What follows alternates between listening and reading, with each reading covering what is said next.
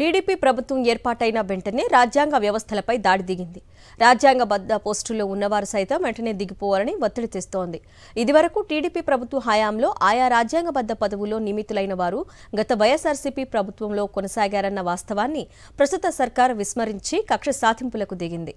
గత ప్రభుత్వంలో ఏపీపీఎస్సీ చైర్మన్గా నియమితులైన రిటైర్డ్ డీజీపీ గౌతమ్ సవాంగ్తో పాటు ఇతర సభ్యులను సమాచార హక్కు చట్టం కమిషనర్లతో పాటు రాష్ట్ర ఎన్నికల కమిషనర్పై ఒత్తిడి తెచ్చి రాజీనామాలు చేయాలని బలవంతం చేస్తోంది.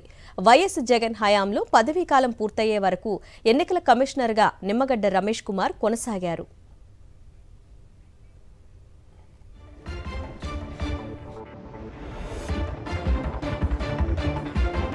రాజ్యాంగబద్ధ పదవుల్లో ఉన్నవారిపై కేసులు పెడతామని బెదిరింపులకు దిగుతున్నారు టీడీపీ. దీనికి సంబంధించిన అప్డేట్ మా ప్రతినిధి వినాయక్ అందిస్తారు. వినాయక్, తెలుగుదేశం పార్టీ ప్రభుత్వం ఏర్పాటైన తర్వాత రాజ్యాంగ వ్యవస్థల మీద కూడా దాడికి దిగింది. రాజ్యాంగబద్ధ పోస్టుల్లో ఉన్న వారు సైతం వెంటనే దిగిపోవాలని ఒత్తిడి చేస్తుంది.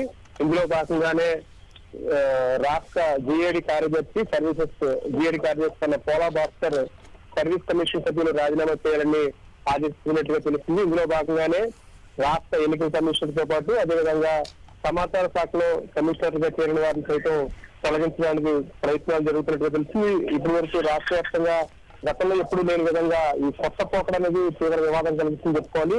దేశవ్యాప్తంగా కూడా పలు రాష్ట్రాల్లో ప్రభుత్వాలు మారినప్పటికీ కూడా రాజ్యాంగబద్ధ పదవుల్లో నియమితులైన రాష్ట్ర ఎన్నికల కమిషనర్ కానీ అదేవిధంగా ఆంధ్రప్రదేశ్ పబ్లిక్ సర్వీస్ కమిషన్ సంబంధించిన సభ్యులు కావచ్చు, చైర్మన్ కావచ్చు, అదేవిధంగా సమాచార శాఖ సంబంధించిన సమాచార కమిషన్ కావచ్చు, వీరెవరిని కూడా దాదాపుగా అంటే వారి పదవీ కాలం ముగిసేంత వరకు కూడా ఆయా రాష్ట్ర ప్రభుత్వాలు కొనసాగిస్తుంటాయి. కానీ ఆంధ్రప్రదేశ్ లో రాష్ట్రంలో మాత్రం ఒక వింత పరిస్థితి ఏదైనా చెప్పుకోవచ్చు. ఇప్పటి వరకు కూడా రాష్ట్ర వ్యాప్తంగా రాష్ట్ర ప్రభుత్వం నామినేటెడ్ పోస్టుల్లో భర్తీ చేసిన వారు ఎవరైతే ఉన్నారో వారందరూ కూడా ఇప్పటికే రాజీనామా చేయడం జరిగింది. కానీ ఇప్పుడు కొత్తగా అంటే రాజ్యాంగబద్ధ పదవుల్లో నియమితులైన వారిని అందరినీ కూడా తొలగించడానికి తెలుగుదేశం పార్టీ కుట్రలు చేస్తుందని చెప్పుకోవాలి. ఇందులో భాగంగానే ఏపీపీఎస్సీ సభ్యులను రాజీనామా చేయాలని ఇప్పటికే జీఏడీ కార్యదర్శి సర్వీసెస్ పోలా భాస్కర్ ఫోన్ చేసి వారి మీద ఒత్తిడి తీసుకొచ్చడం చేస్తుంది. దీంతో పాటు కొంతమంది సభ్యులకు కూడా ఫోన్ చేసి బెదిరింపులు చేయడం అనేది ఐఏఎస్ సైతం మిచ్చిపోతున్నారు.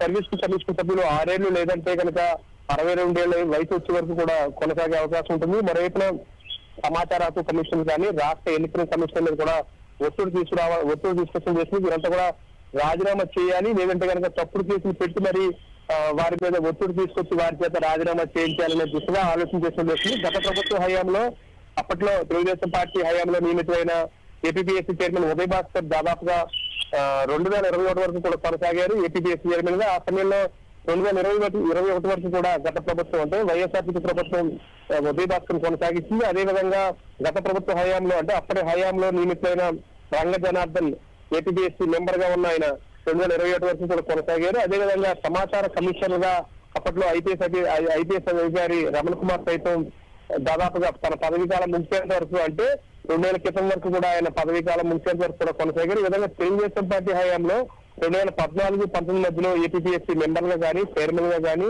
అదేవిధంగా సమాచార కమిషనర్ గా కానీ ఎవరైతే నియమితున్నారో వారంతా కూడా కొనసాగారు. మరోవైపున రాష్ట్ర ఎన్నికల కమిషనర్ గా నిమ్మగడ్డ ప్రసాద్ సైతం నిమ్మగడ్డ సైతం దాదాపుగా తన పదవీ కాలం ముగిసేంత వరకు ఉన్నారు. ఆయన చివరి రోజు వరకు కూడా ఈ విధుల్లో కొనసాగిన పరిస్థితి నిమ్మగడ్డ రమేష్ కుమార్. ఈ నేపథ్యంలోనే ఇప్పుడు ఈ ప్రభుత్వం తీసుకుంటున్న చర్యలు కావచ్చు, ఈ ప్రభుత్వం తీసుకొస్తున్న ఒత్తిళ్లు కావచ్చు, అదేవిధంగా వివాదాస్పద నిర్ణయాలు కావచ్చు, రాజీనామా చేయాలని కుట్రలు చేస్తున్న లైన్ కావచ్చు, ఇవన్నీ కూడా తీవ్ర వివాదాస్పదం అవుతున్నాయి. ఐఏఎస్ వర్గాలు కూడా చర్చనీయాంశంగా మారిందని చెప్పుకోవచ్చు. Right Vinayak, thank you.